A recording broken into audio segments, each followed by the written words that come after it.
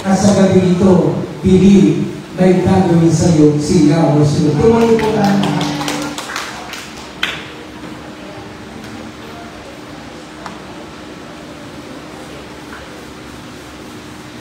Alam niyo,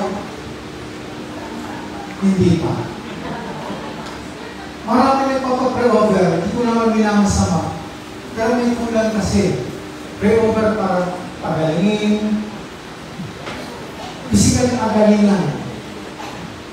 Tama, kailangan natin ng healing, physical. Cure, physical. Pero nakakalimutan natin dapat unahin. Hindi dapat natin unahin spiritual. Una-una kasi ang Diyos ay Espiritu. Amen? Anong spiritual healing natin kailangan? Una, yung ating paniniwala. Yung ating testimony. Yung ating emosyon o damdamin. Yung ating kalooban.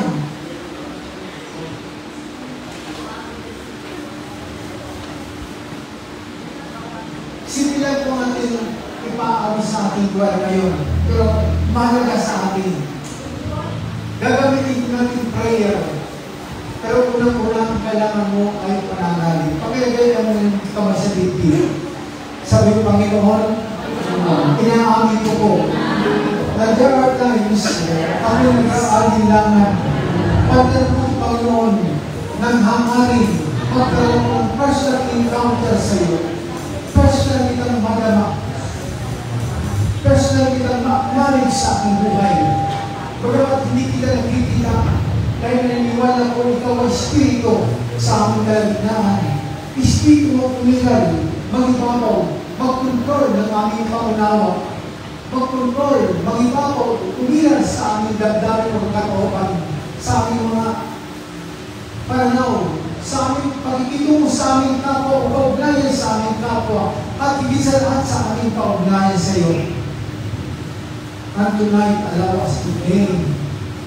First, to acknowledge your presence in this place. For you have said that where 2 or 3 gathered in your name, you are in the midst. We believe, O God, though we do not see you, ikaw ang umila sa amin. Di ba sinabi mo, di mo kami iwan, di mo kami babayaan? Mula na dumating ka through the Holy Spirit sa panahon ng Pentecost, na para sa amin, ginugulit taon-taon ang kaarawan ng simbahan, ang kaarawan namin sa spiritual, na nire-release sa amin sa mga binibilyagan ng aming pinagsimbahan. Maunawaan namin ang bawat tao mula sa pagkabata na maghubog kami bilang anak mo sa Espiritu. Hindi Espiritu ng ibang Espiritu, kundi Espiritu mo na magbubuno pa, magsisilang pa, mag-aalak pa sa aming kalooban upang ito ang maging siksik, libig o mga sa aming kalooban. And first we pray, touch is one of us with your Spirit. Sabi ng Panginoon, tinatanggap kita bilang Panginoon, tagapagligtas, hari ng pamumuhay nito. Pagtagin mo ako, pakalangin mo ako, hindi naman sa pisikal, higit sa lahat, at una sa lahat, sa buhay espiritual. Upang ito ang nakita mo sa akin, malugod ka Panginoon, malwalhati ka Panginoon, habang nakikita na bumuha sa aking pagkatao ay hindi ibang Espiritu, kundi Espiritu mo. And allow me tonight to cast out, i-declare na masamang Espiritu ay walang karapatan maghimasok sa aking kalooban, walang karapatan maghari sa aking pagkatao. I rebuke him right now in the mighty name of Jesus Christ of Nazareth. In the power of the Holy Spirit that is breathing in me right now.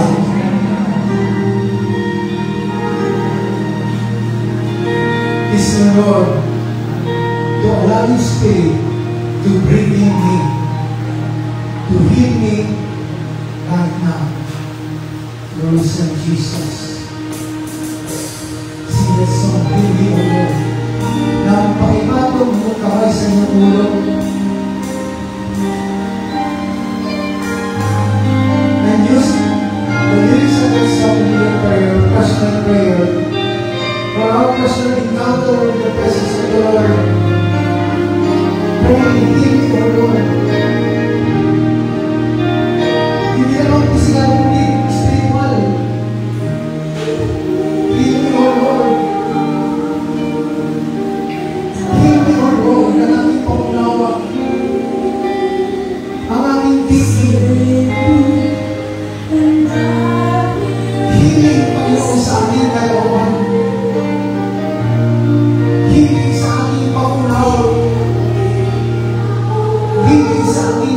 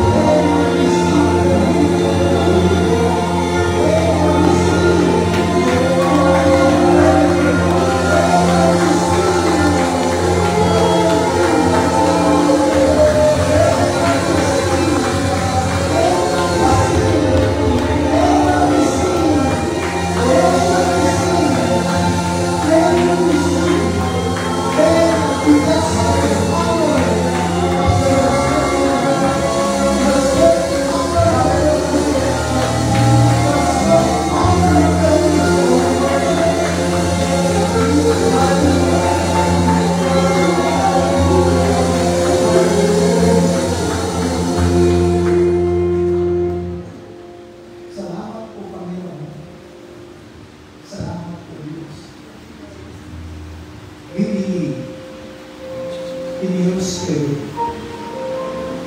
in your transforming power of your resurrection. Patuloy mo umihim sa amin sa pagkakaliwa na kami araw-araw may ginagawa ka sa amin. Amen. Amen. Sino po naniwala na ang kanyang Espiritu ay nasa kanya? Espiritu ay nasa kanya. Para gawin ko ba? Gawin ko ba? Gawin ko ba? Gawin ko ba? Gawin ko ba? Gawin ko ba? Itaas ko lang ang ating mga kalaglahan. Pray request. Ano? Hindi kaya po kayo na every now and then kung kayo papayag na sa loob ng isang linggo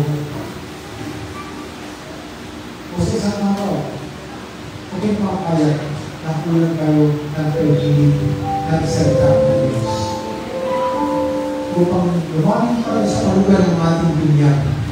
Ito sa mga bata, para sa mga kakumpilan na dapat kalimutan, tuluan nyo. Ito ang dapat na mahugyo. Di ba tayo mahugyo na tayo sa mga hentil? Sabi ng Deuteronomy chapter 6, Hear Israel, the Lord our God is one God. Thou shalt love the Lord with all your heart. Kung puso umisip mo na mas kung kalma, lumalik ka sa New Testament. Pero sa John din sabi Lord, ituro ang utos na ito sa mga bata. Ako ng kapay na mga ginagawa. Huwag ka ituturo ang utos na ito. Now, nagbubunga pa ng iba pa mga espiritu upang pag-aking ng bata, hindi ba yung pag-ibig na sa kanya, kundi pag-ibig ni Yahweh El Shaddai. Amen?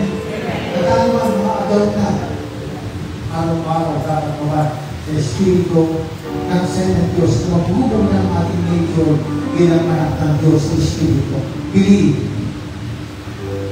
Yan ang kulang sa ating mga kasikalang matulinan.